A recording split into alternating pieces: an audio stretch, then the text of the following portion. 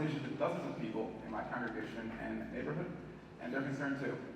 I stand before you today not just as an advocate, but as someone whose life has been profoundly shaped by Philadelphia's housing crisis, terrified that the lifeline my family found has vanished for those who need it the most. When my family immigrated here from Italy, I was just 9 years old. My earliest memories of the city are filled with both hope and uncertainty. We were lucky. My aunt opened her home to us when we had nowhere else to go. But I remember the tremor in my parents' voices as they stressed over bills, the exhaustion when my mother dies after working multiple jobs, and the crushing silence of months without my father while he struggled for his visa oceans away.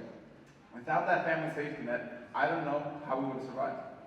Later, Archview United Methodist Church welcomed us with open arms, offering their North Philly parish a temporary home at a rate that we could afford. It felt like a miracle. For the first time in my life, my parents could breathe, just a little.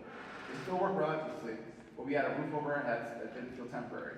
Yet as a kid, I carried a quiet shame. When friends asked me where I lived, I changed the subject.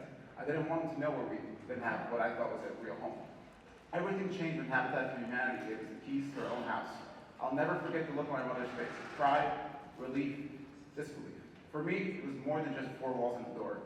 It was dignity. It was belonging. It meant my parents could finally focus on us, not just survival. It meant I could invite friends over without embarrassment. That home didn't shelter us, it transformed us. But today, that kind of opportunity is vanishing.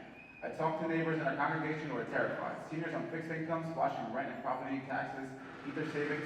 Parents working 3 jobs just to keep up with rent. Young people who've given up on ever owning a home. The stability that saved my family now seems like a lifeline only available to a lucky few. And if we don't act, entire communities will be priced out of their own futures. We cannot let displacement be Philadelphia's next epidemic. Working class families, immigrants, and lifelong residents still deserve a place in the city.